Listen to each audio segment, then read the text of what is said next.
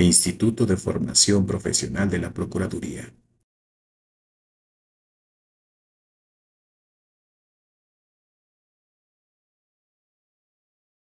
Buenos días a todas y a todos, bienvenidos y bienvenidas a este curso sobre derechos humanos que se va a impartir el día de hoy por parte de nuestra docente honorífico, la maestra Catherine Medina.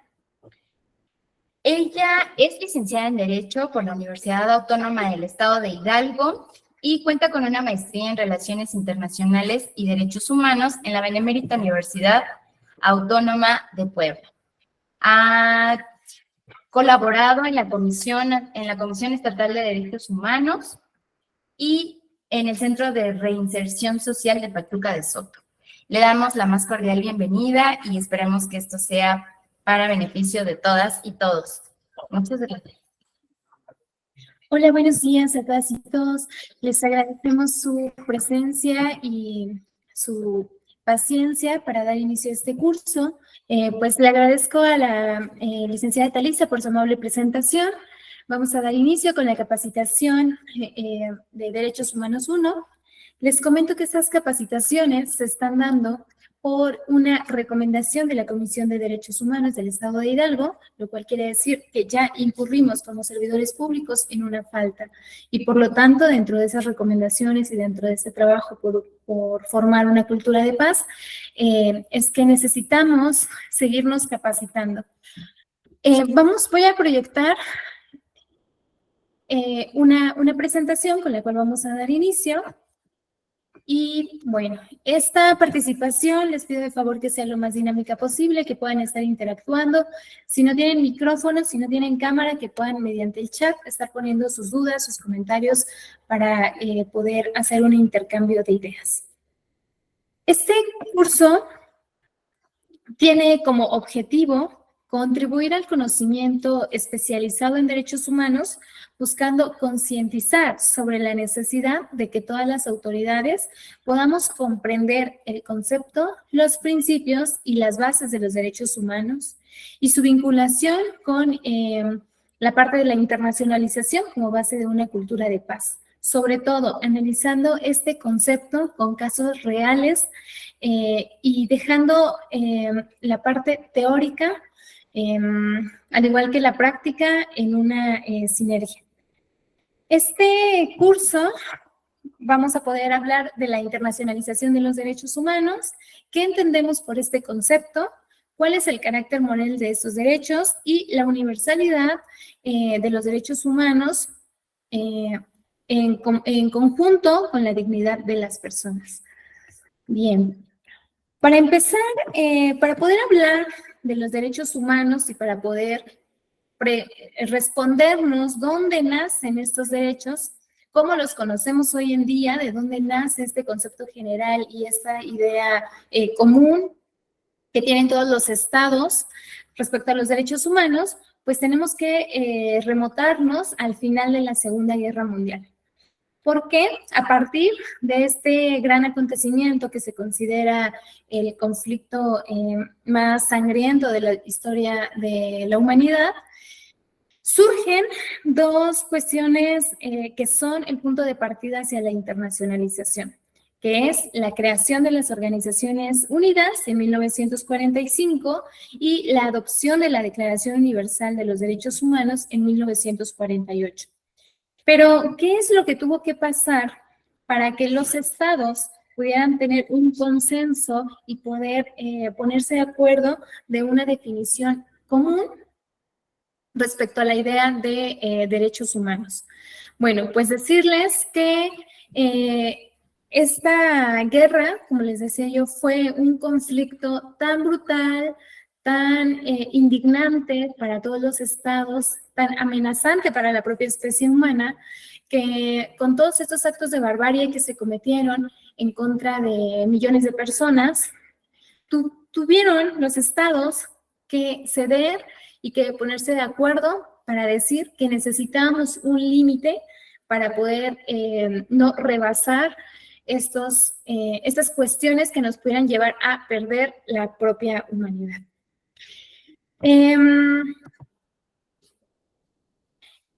Respecto a la Segunda Guerra Mundial, bueno, pues comentarles que es muy importante poder recordar este hecho porque tenemos que recordar para no repetir.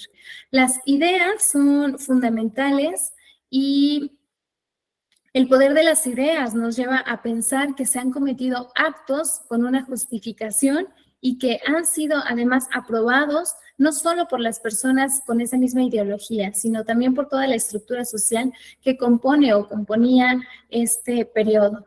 En ese tiempo había una idea que fue reforzada y que fue replicada mediante diversos discursos políticos a toda la sociedad, bueno, la sociedad que estaba en conflicto, que estábamos clasificados por razas. Y en ese momento, la raza que consideraban que era superior a las demás era la raza aria. Aquellas personas que no pertenecían a esa raza, pues por lo tanto eran personas consideradas inferiores. Consideraban que las características que tenían estos grupos eran características inferiores, eran menos que los demás, menos inteligentes, menos fuertes, por lo tanto tenían menos valor. Entonces, toda esta cuestión ideológica de las razas y al tener una superioridad, justo creó que las razas que se consideraban inferiores también fueran clasificadas, pero en un sentido negativo. Y para esto, la raza judía era la raza más inferior que consideraban los nazis que existía. Y por lo tanto, la consideraban como una raza peligrosa, como una amenaza real a los propios intereses de la comunidad alemana, y por lo tanto, pues consideraban que tenían que ser eliminados. Adolf Hitler en esta época... Adolf Hitler en esta época formuló y articuló ideas y una retórica tan fuerte que motivó a las personas a poder cometer crímenes de odio, crímenes en masa hacia estos grupos. Pero no únicamente cometía homicidios en masa hacia personas que pertenecían a la comunidad judía, sino que también a grupos que él consideraba que atentaban contra los valores universales de Alemania, que en este caso eran, o que por el contrario, eran personas que tenían algún sentido de vulnerabilidad y que los convertía débiles y para ellos, en ese momento de guerra, pues un obstáculo para poder avanzar en estas cuestiones de sus fines políticos y de sus fines de guerra. ¿Quiénes eran estos grupos? Bueno, pues principalmente eran mujeres, eran niños, eran personas con discapacidad, eran personas adultas mayores, obviamente personas pertenecientes o reconocidos como judíos y personas que se oponían a esta forma de pensar, como líderes políticos, algunas personas intelectuales que reconocían que lo que estaba pasando no era correcto. Sin embargo, bueno, pues por pensar diferente y por externar estos pensamientos, se consideraba que estaban en contra de la comunidad alemana y por lo tanto también fueron reclutados y más adelante asesinados. Para poder continuar con esta historia y que ustedes vayan recordando y se vayan remontando a estas ideas que seguramente hemos visto películas, documentales, videos, hemos leído algunos libros, les voy a proyectar un video referente a esta Segunda Guerra Mundial y a algunos actos que van desde campos de concentración, posteriormente campos de exterminio, experimentos en mujeres, en niños y pues obviamente muchas situaciones en donde la dignidad y en donde la integridad de las personas pues realmente era lo que menos importaba, ¿no? Algunos historiadores dicen que en ese entonces la vida era prácticamente pues nada, no significaba nada. Las personas eran tatuadas o números y parecía que las personas solo, o la vida de las personas solo representaba una cuestión en cantidad para poder identificar cuántas personas había, pero no así de sus propias historias.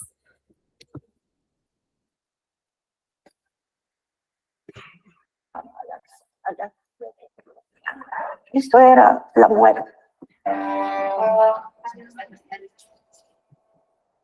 Se sacaban de la cama a las 7 por la mañana. Esto era la muerte, porque cuando hay menos 12, menos 13, y no puedes más soportar porque no tienes nada, tienes este traje y el número aquí, y solo con esto teníamos que ir a trabajar. El trabajo mío era cuando las cubas de los enfermos estaba de ellas, entonces tenía que ir al water para coger y venir. Esto era el trabajo mío. Cuando bajábamos del tren, los alemanes cogían los que eran medios y me dijeron que le hacen experiencias. Cada mañana venían, los cogían y los ponían al camión, y después de 10 días ya no estaba más. Venimos de la fábrica y nos cogieron cinco y nos hasta ir aquí con la nieve, sin pan, sin nadie. Había gente que no se querían morir. Caminaban y se caían, y se levantaban, y caminaban, y caían. No se querían morir. Nos dejaron en la frontera, nos ponieron en trenes abiertos. Comíamos la nieve. Más del 50% de deportados se murieron así.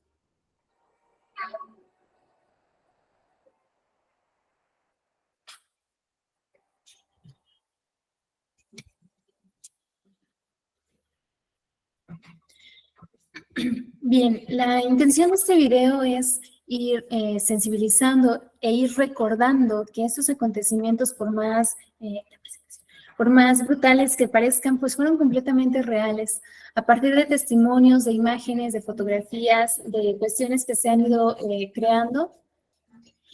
Nos hemos podido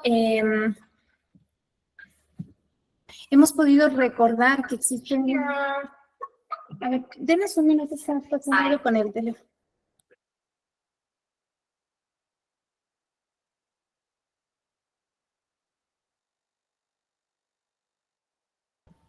Perdón, estaba habiendo una cuestión técnica. Bueno, les decía yo que estos acontecimientos, por más brutales que parezcan y pareciera que no fue real, pues fue un acontecimiento que sucedió, que existen evidencias, que existen testimoniales, que existen pues diversos medios para poder comprobar que la Segunda Guerra Mundial por algo es considerada como la industria de la muerte. Sí, algunos investigadores cifran el número de muertos de la Segunda Guerra Mundial en 100 millones entre civiles y militares. Sin embargo, ni siquiera existe una cifra exacta que nos aproxime a comprender cuál fue la magnitud de esta guerra en cuestión de exterminio. Esto se debe a que en ese entonces, les decía yo, bueno, no había registro como tal de las personas. Si bien se podían o se tatuaban los números en la piel para poder llevar un conteo, pues realmente por todas las cuestiones de desplazamientos forzados, de muertes, personas que enfermaran, personas que experimentaban con ellas, pues se ha perdido la cantidad de víctimas del Holocausto.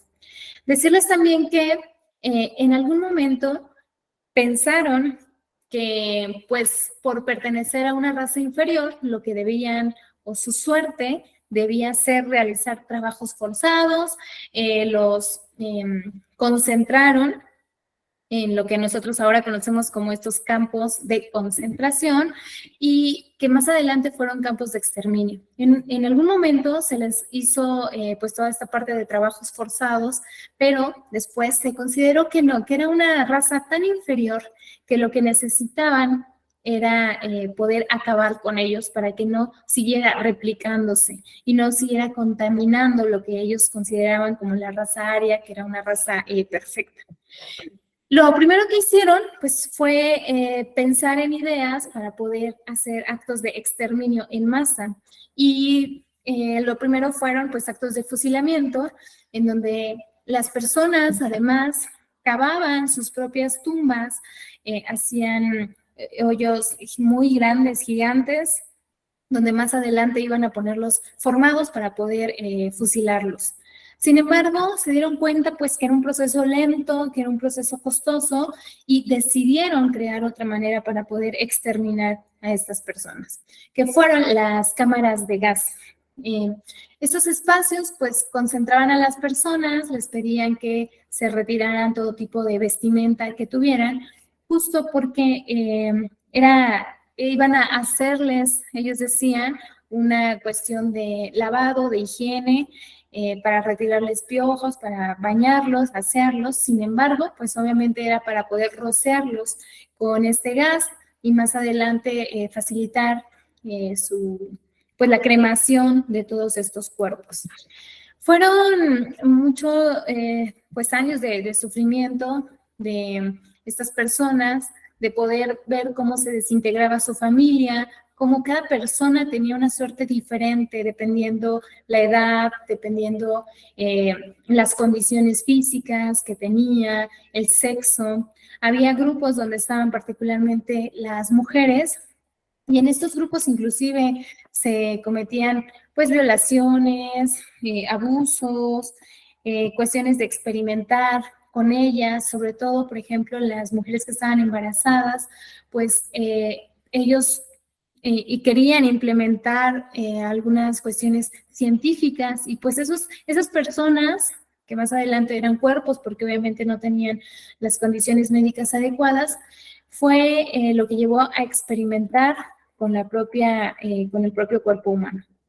Fue así, que pues les decía yo, hoy hablamos de esto porque es necesario poder comprender el poder que tienen las ideas, ¿no? Los medios de comunicación, los discursos, la difusión, cómo podemos crear escenarios tan catastróficos y escenas tan críticas a partir de una ideología que se coloca pues paulatinamente en la mente de las personas y que se refuerza con el tiempo para poder justificar y para poder convencernos socialmente de estos actos.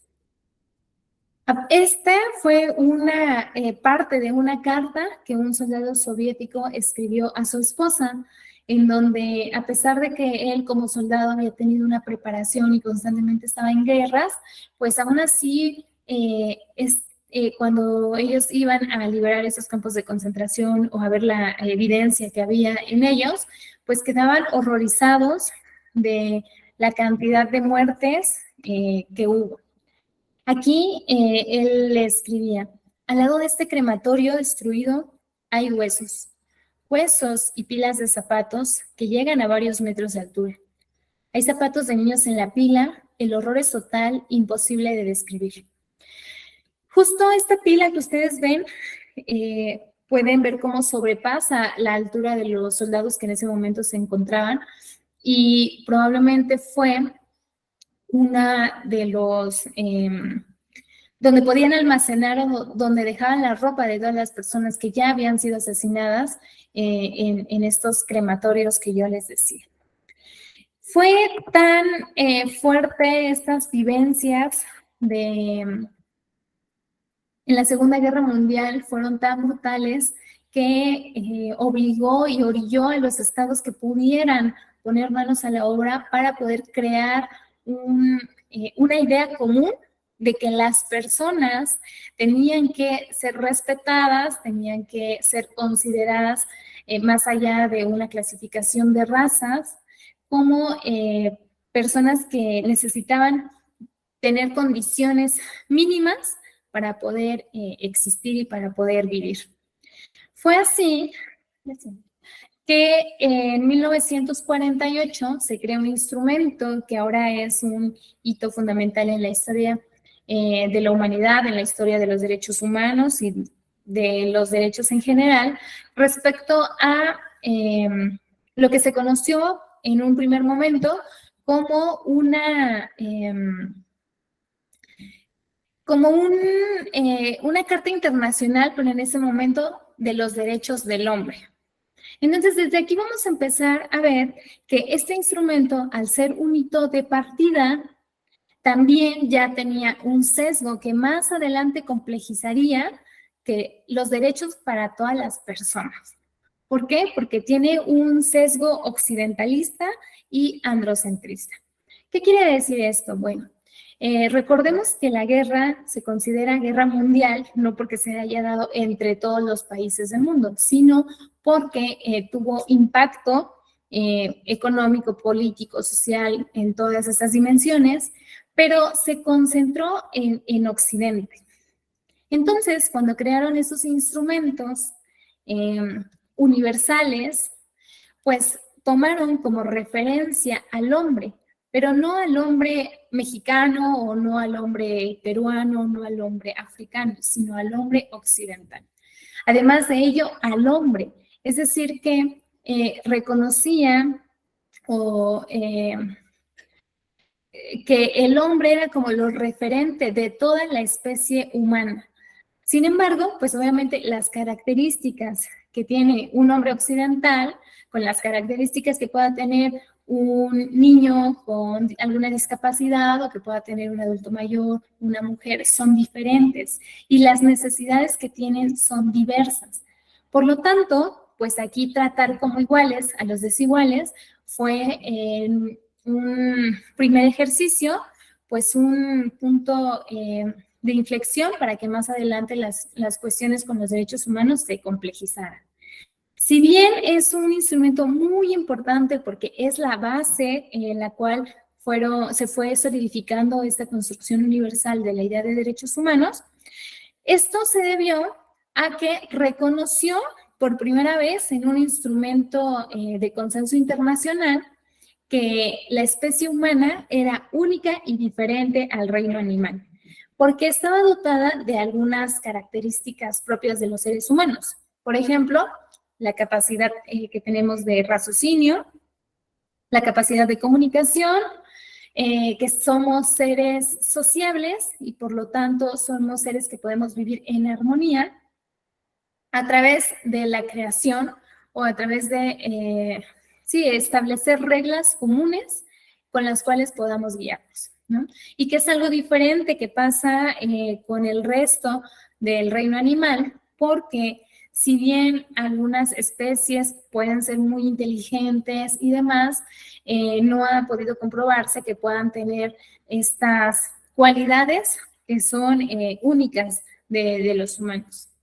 Entonces, al reconocer que el ser humano nace con este conjunto irreductible de potencialidades, entre las que les comento destaca la libertad y la socialización, pues también reconoce que entonces tiene que tratarse de una manera diferente y que tiene que tener derechos y que tienen que reconocerse estas libertades más allá de cuestiones de raza, de cuestiones de sexo, del idioma, del lugar donde viven, y de cualquier situación, inclusive social, que pueda tener la persona, ¿no?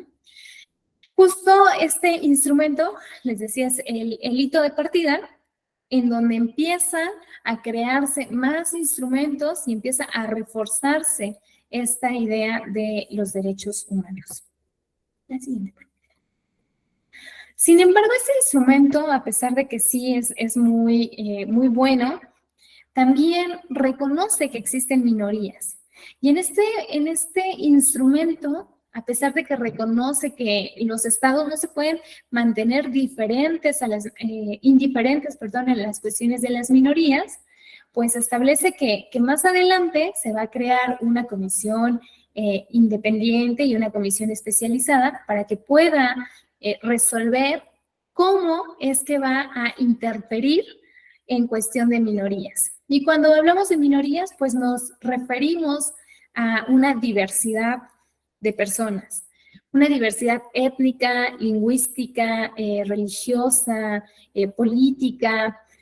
Y además aquí, pues justo les hago una pregunta de ¿quiénes son las minorías o quiénes representaban las minorías en ese momento que se creó este instrumento internacional? Pues no eran minorías en cuestión de números, no era la minoría en cuestión de cantidad de personas, sino eran minorías en poder. Y obviamente, ¿quiénes representaban la mayoría? Pues las personas que tenían el poder, ¿no? En algún momento estos instrumentos se crearon también por élites que podían decidir la suerte de los demás.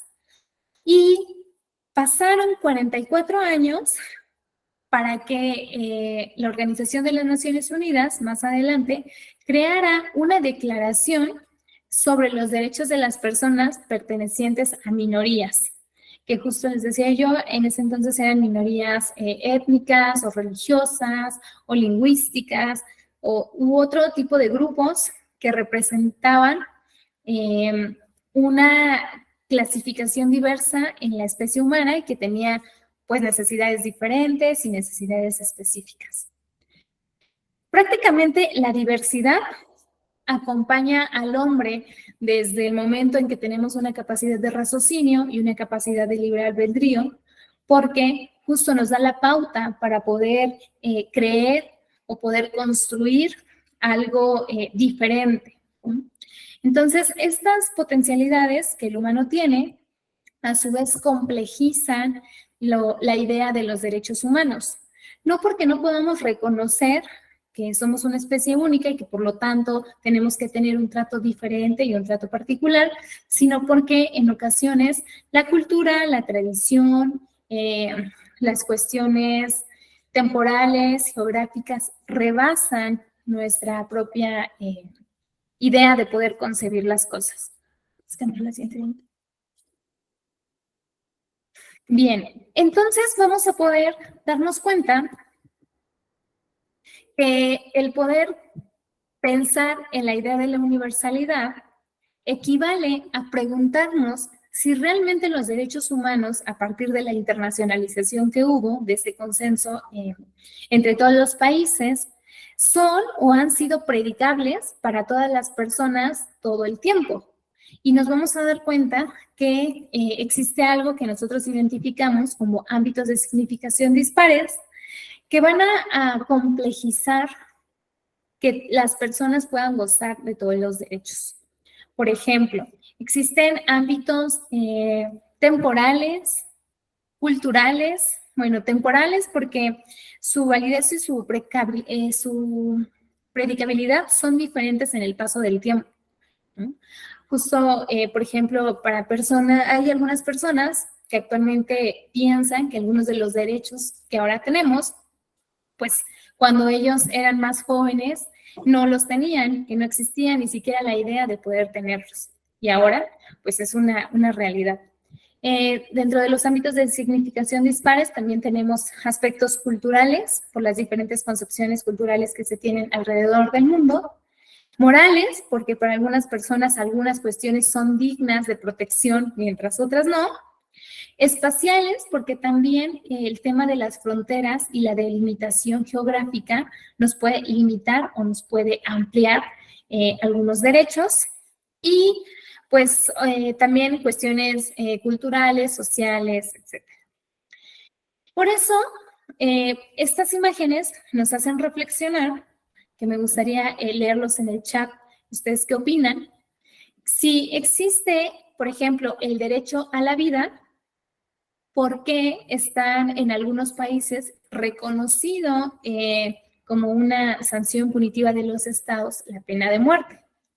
¿O por qué si internacionalmente reconocemos que las niñas y los niños son personas en condición de vulnerabilidad y existe algo que internacionalmente se conoce como el principio del interés superior de la niñez?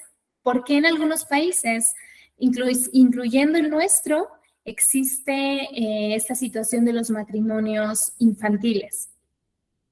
¿Por qué? Si reconocemos el derecho a la salud, a la libertad sexual y reproductiva, se siguen dando casos de mutilación genital femenina.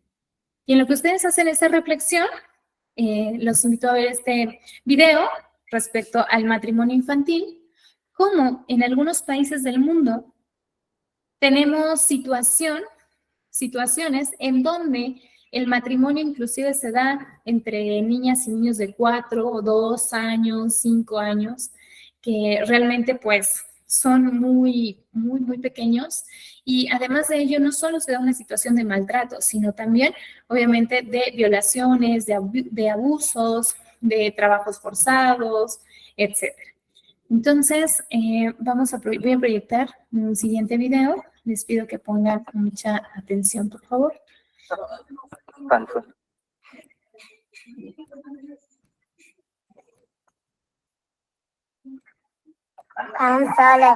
Five years old. 5 años de edad, 7 años, 9 años, 6 años. Estas son niñas ya vendidas en matrimonio, muchas demasiado jóvenes para siquiera saber su propia edad. 8 años, a menudo les ayudan sus familias. 6 años, los maridos a los que irán son una década más mayores. La última en hablar tiene 5 años. Este bebé de 7 meses, en brazos de su padre, la vendieron como pago de facturas médicas. Las niñas no pueden objetar. Esto es una de las aldeas más pobres de Afganistán.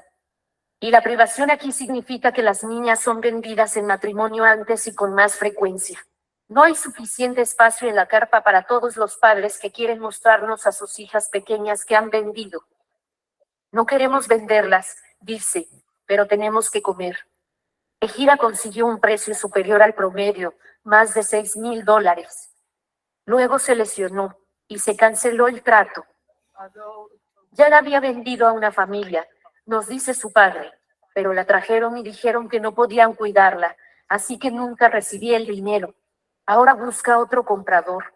Tras el pago final por su hija mayor, la enviarán a su nueva familia. Quiere estudiar y es demasiado joven para cuestionar lo que está pasando.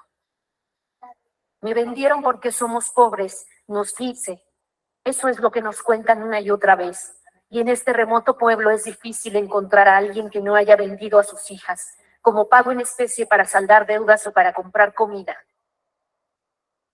Algunos de los aldeanos viven ahora en tiendas de campaña, tras un terremoto unos días antes, que ha reducido a escombros lo poco que había. Puedes ver todas las casas derrumbadas, todas las paredes exteriores se han derrumbado, y los 2 niños que dormían allí murieron. Ya lo pasaban mal, pero 6 meses después de que los talibanes tomaron el control, la economía del país se está derrumbando. Y los que pensaban que la vida no podía ser más difícil, nos dicen que sí puede y lo ha sido. Su familia estaba tan desesperada que vendió a su niña setera de 2 años, a quien aún estaba amamantando. No tenemos comida y agua, dice. ¿Qué madre quiere vender a sus hijos? Pero no hay otra solución. La bebé fue devuelta porque no dejaba de llorar, pero la familia que la compró dice que volverá cuando sea un poco mayor. Ahora Goza está tratando de encontrar compradores para sus otras 2 niñas. Y no está sola. La pobreza extrema en Afganistán ha llevado a un aumento en los matrimonios tempranos o forzados por dinero. Casi todos han vendido hijas. En esta región desfavorecida, las niñas se reducen a posesiones que intercambiar. Los pueblos remotos de este rincón de Baghi son muy conservadores y muy subdesarrollados, y por mucho tiempo han sido bastiones del apoyo de los talibanes. Pero los comandantes y ancianos talibanes aquí nos dijeron que quieren que la comunidad internacional regrese, no los militares, sino la ayuda de los extranjeros. Así que están felices de ver a extranjeros regresar a Afganistán de nuevo. Queremos que la comunidad internacional venga a Afganistán a ayudarnos, nos dice el comandante. Y desde que los talibanes llegaron al poder no hay problemas de seguridad para nadie, se lo aseguramos. Pero ahora mismo la crisis humanitaria está golpeando duramente al país, y las hijas de Afganistán están entre los que sufren. Alex Wofe para Sky News en Cádiz, en el noroeste de Afganistán.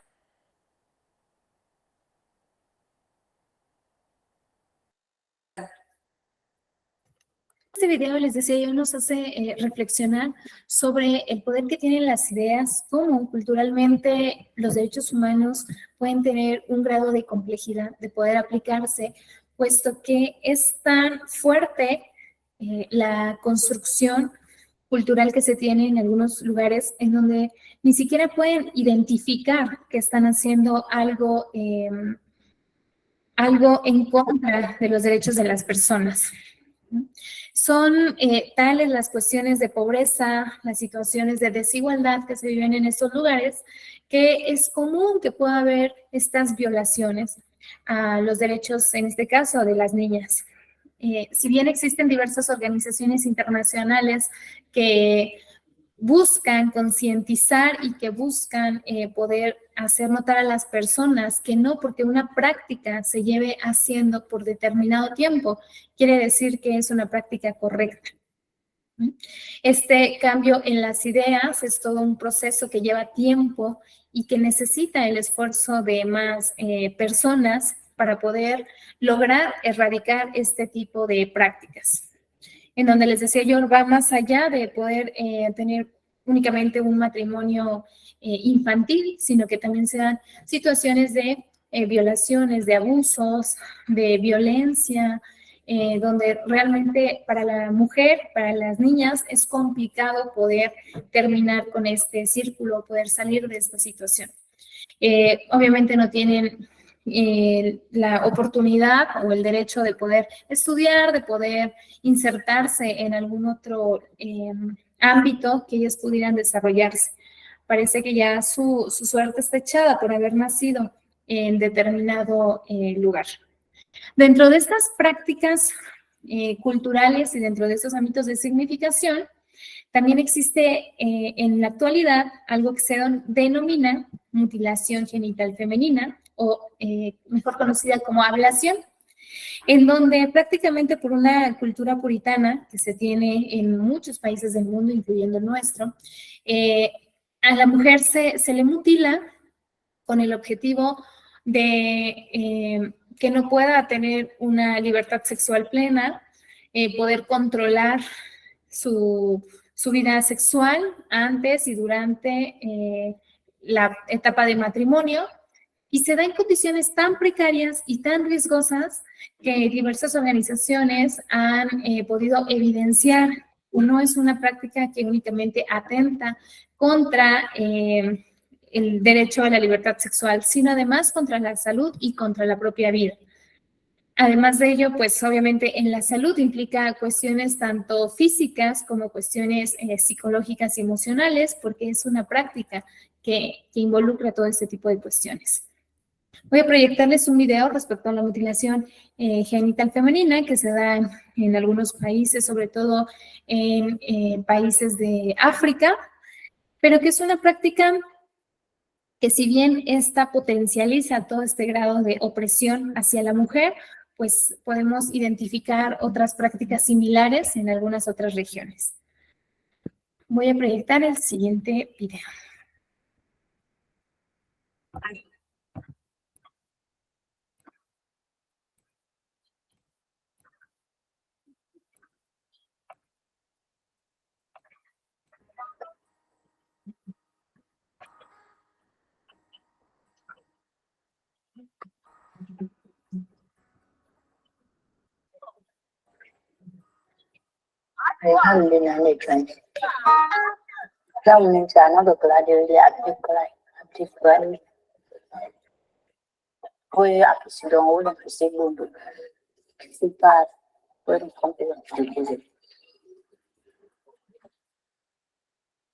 Une partie de l'organe génital de la femme, sans anesthésie, ni rien, les douleurs peuvent amener des chocs terribles chez l'enfant et chez la fille. Et c'est des douleurs qui persistent pendant le cycle menstruel. La douleur est là, tu as les douleurs pendant le rapport sexuel, la douleur reste toujours. Tu as les douleurs au moment de l'accouchement. Donc, c'est une pratique qui est très douloureuse.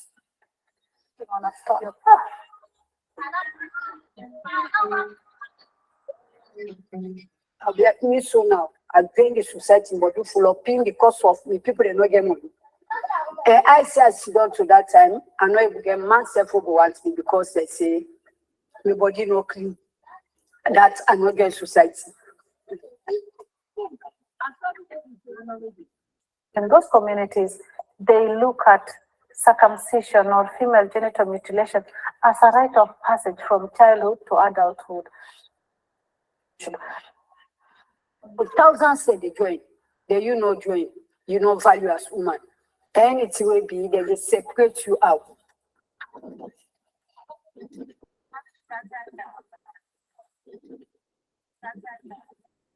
Even the theory set bagging for me they teach me na the tongue and it's about the waka me one girl with it.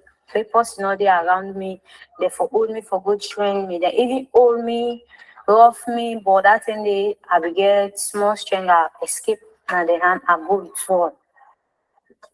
I don't try so many times for talk to one, but it still they insist.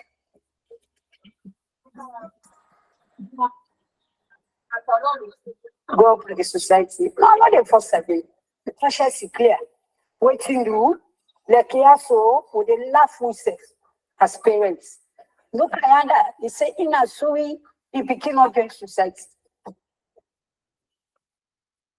They don't have a choice, and that is why advocates for the elimination of FGM, like myself, want to become the voice of the voiceless.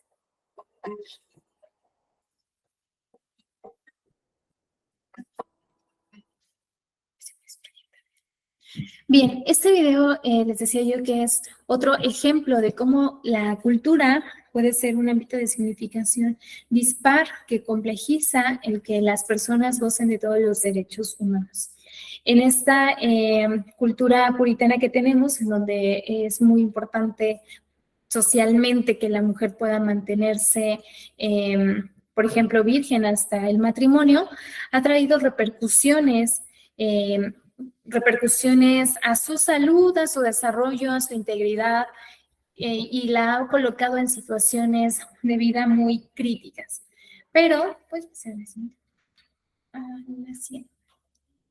pero no únicamente la cultura es una cuestión transversal en materia de derechos humanos, sino que también las ideologías que se implementan a través de discursos y retóricas de odio nos han llevado a poder,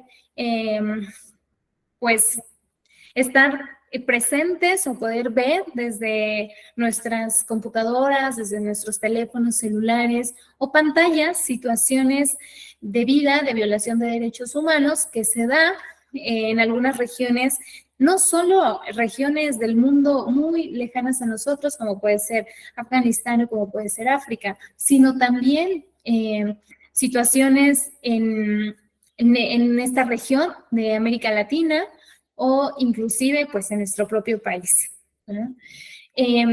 Por ejemplo, en la Segunda Guerra Mundial también se condenaba a las personas que eran consideradas como homosexuales porque consideraban que atentaban contra la reproducción de la raza aria. Eran personas que eran esclavizadas, eran personas que eran reclutadas en los campos de concentración y obligadas a hacer trabajos forzados y más adelante a, pues obviamente, vivir situaciones de exterminio hacia estos grupos. Y aunque la guerra tiene muchos años que pasó, pues las prácticas en algunos países del mundo nos pareciera suponer que siguen latentes. En Chechenia es un país en donde abiertamente se dan discursos de odio hacia personas homosexuales, en donde se les asesina, en donde se establece una cacería prácticamente de estos grupos, donde detienen a una persona, le hacen que dé un listado de nombres de personas que él considera o que tiene conocimiento que también son homosexuales para poder ir detrás de ellos y poder asesinarlos. Existe una ideología tan fuerte de odio por considerar que esta es una nación muy conservadora de valores y principios muy específicos que inclusive pueden entregar a estas personas, a sus familiares, para que sus familiares puedan asesinarlos. Así son las prácticas en Chechenia. En la actualidad, 2023, se siguen dando estos casos. Las personas piden ayuda a las organizaciones internacionales para poder intervenir, para poder salir de estos países y poder ejercer una vida plena en cualquier lugar del mundo donde les abran la oportunidad de no ser juzgados y de no ser violentados por cuestiones de orientación sexual. Entonces, vamos a proyectar el siguiente video referente a Chechenia. En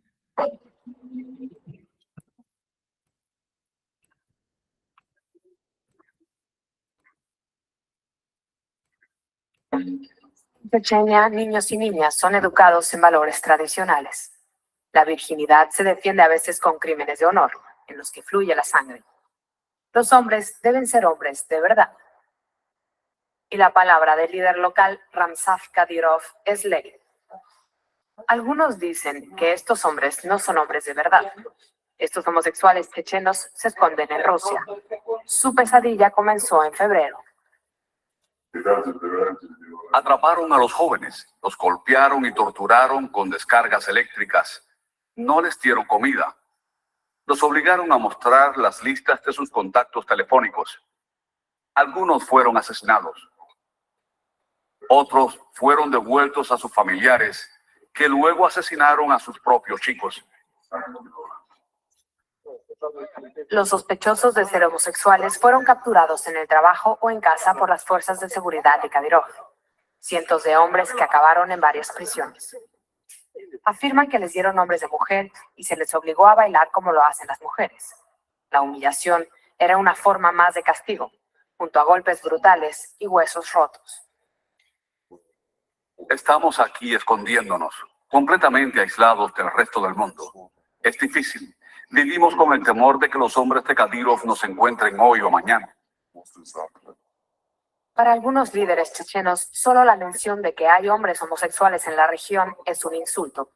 Incluso algunos, incluidos los clérigos musulmanes, han pedido represalias contra cualquiera que haga esa afirmación. Y para Kadyrov, un hombre que muestra su propia masculinidad, el otro enemigo también está claro: los periodistas, incluyendo los de un periódico independiente de Moscú, Novaya Gazeta. La periodista Yelena Milashina publicó el reportaje sobre la tortura de hombres homosexuales en Chechenia. Algo que aquí es visto como un premio al coraje, le ha costado amenazas de muerte y pasar a la clandestinidad. Dentro de la Federación Rusa, un grupo de personas con ciertas características están siendo asesinadas. Esto es un crimen contra la humanidad. Me avergüenza decirlo, pero sí, esto está sucediendo en Rusia. Según informes, el presidente ruso Vladimir Putin no está contento con el escándalo que vincula a su protegido, Kadyrov. Fuentes del Kremlin dicen que prometió una investigación. Pero para estos jóvenes, cada día en la clandestinidad es peligroso. Hasta ahora, muy pocos hombres homosexuales han recibido una visa para viajar a un país occidental, su única oportunidad para sobrevivir.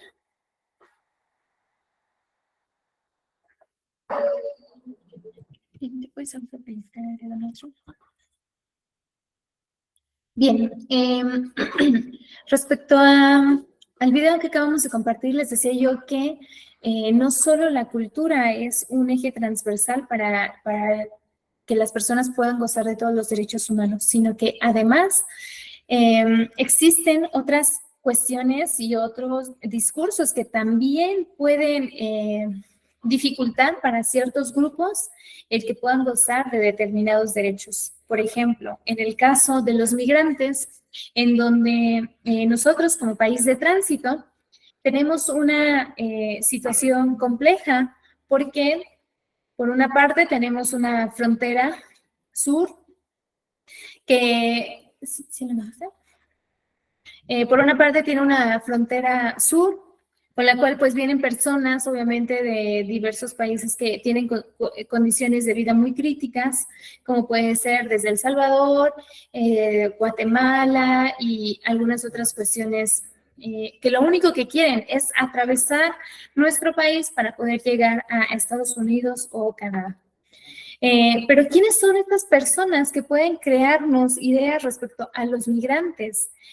Asociándolos como personas peligrosas, personas delincuentes, como personas que pueden portar algún tipo de enfermedad, que pueden ser violentos, que nos generan a nosotros como mexicanos cuestiones de miedo o de inseguridad ante personas que lo único que quieren es cambiar de destino y llegar a un lugar donde le puedan tener condiciones de vida dignas. Pues prácticamente son los personas o élites que tienen el poder de comunicación masiva que pueden crear estas ideas para que al ellos poder ejecutar actos de violación a los derechos humanos, pues tengan cierto grado de justificación y cierto grado de aprobación social, en donde no se cuestione lo que estén haciendo, sino se vea socialmente como algo aceptado y algo necesario.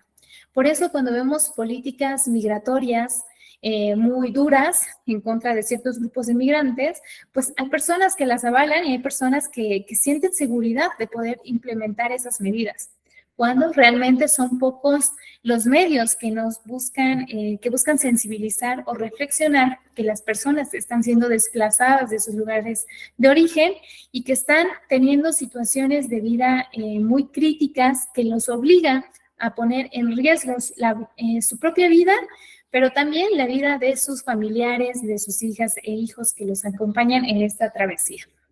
Por ejemplo, este video de Donald Trump, en donde es un mensaje de odio hacia este grupo de personas, de migrantes, vamos a poder proyectarlo.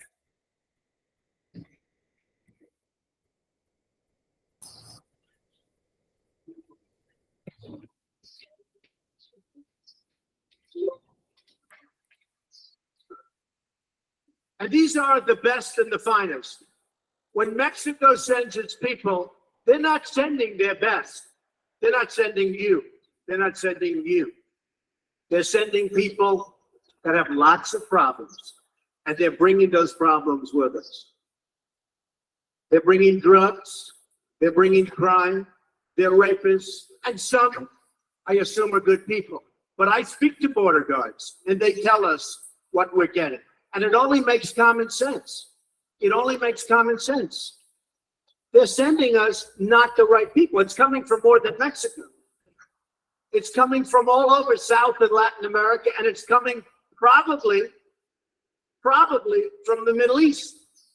But we don't know, because we have no protection and we have no confidence. We don't know what's happening. And it's got to stop. And it's got to stop fast.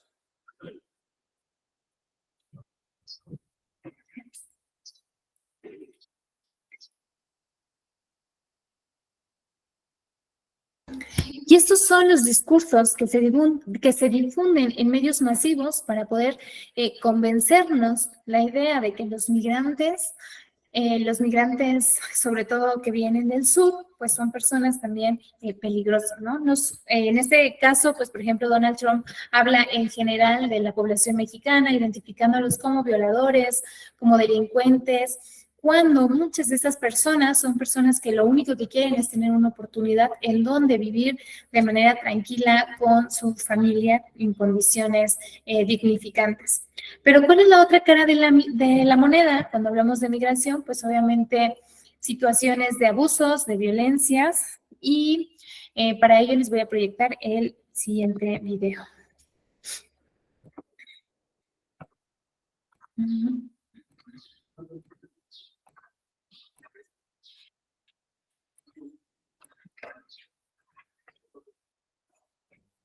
¿Se escucha? Son las palabras de Darwin Mercado. Nosotros venimos del infierno, venimos de la selva. Y vamos con Dios, vamos para adelante. Son las palabras de Darwin Mercado, un venezolano que junto a otros tantos migrantes vive con desesperación el último día del título 42 en la frontera norte de México, donde han intentado cruzar de forma masiva a Estados Unidos con tácticas como arrojarse al río Bravo y armar estampidas humanas.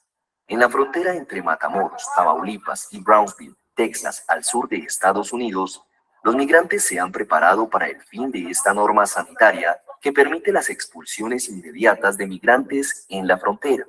Tenemos que pasar, nosotros venimos sufriendo mucho desde que salimos de allá, hace 3 semanas, para llegar aquí, pararnos aquí, no. Para adelante es para allá, para atrás ni para coger impulso. Pese a que las autoridades han instalado una concertina de seguridad para evitar los cruces irregulares, los extranjeros siguen lanzándose al agua para alcanzar suelo estadounidense, y aunque algunos han sido retornados por el mismo caudal hacia México, otros han logrado su paso principalmente porque traen consigo menores de edad. Esto ocurre ante la incertidumbre que ha traído la entrada en vigor del Título 8, que implica expulsiones rápidas y masivas de los ciudadanos migrantes que incumplan la normativa estadounidense de ingreso a ese país. La tensión en la frontera crece antes del fin del Título 42, una medida que adoptó Donald Trump y después continuó el presidente Joe Biden para expulsar a migrantes con el argumento de la pandemia de la COVID-19, una declaración de emergencia que también está por terminar en Estados Unidos. Con el nuevo obstáculo extendido y las fuerzas federales, hubo migrantes que no atravesaron esa barrera y volvieron por el río Bravo a Matamoros, desafiando el peligro en una zona donde ya se ha ahogado por lo menos un migrante venezolano.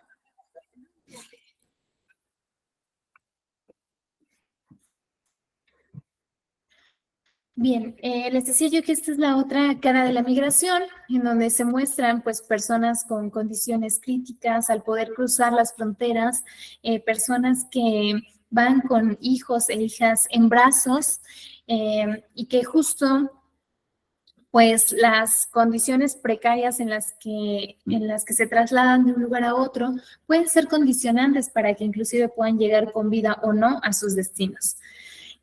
Todos estos discursos de odio o discursos en donde las retóricas apuntan a que son personas no dignas de derechos o personas que tienen que quedar fuera de determinado estado y que las acciones muy crudas que se aplican contra ellos son necesarias, son las que llevan o las que en algún momento llevaron en la guerra a poder acabar con miles de personas.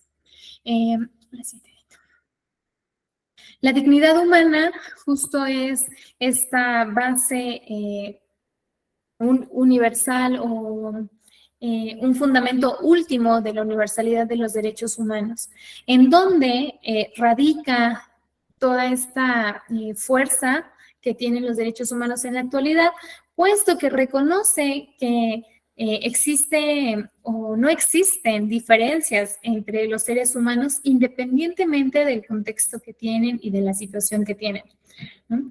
Los derechos humanos apuntan y van hacia una conquista de diversos retos en donde se pueda garantizar que todas las personas gocen de todos los derechos humanos. Esto obviamente pues trasladando desde lo práctico hasta lo fáctico la cuestión de los derechos humanos.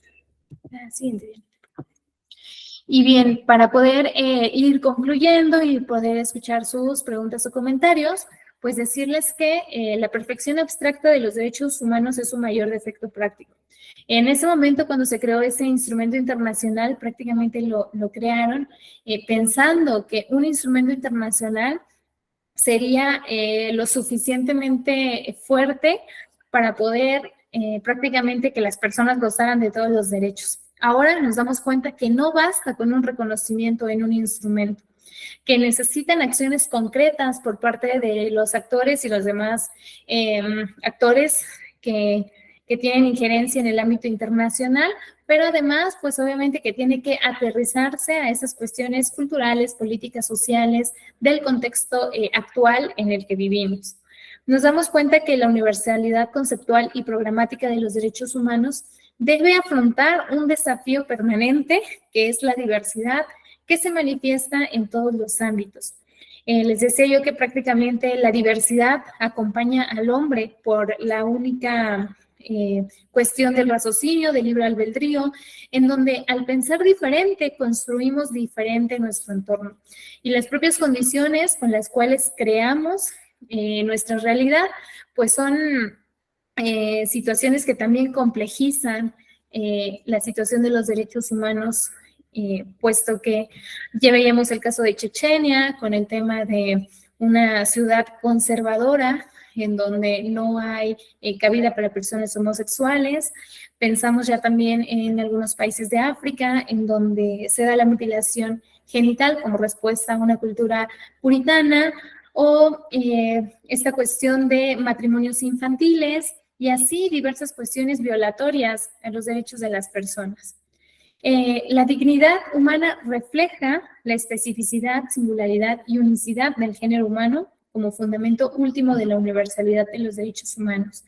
Sin embargo, aún hay mucho por lo que trabajar. Si nos hemos dado cuenta que no existen diferencias en estas potencialidades del ser humano como especie o como perteneciente a una especie única, pues también nos damos cuenta que existen muchas situaciones que pueden complejizar, que se puedan aplicar para todos.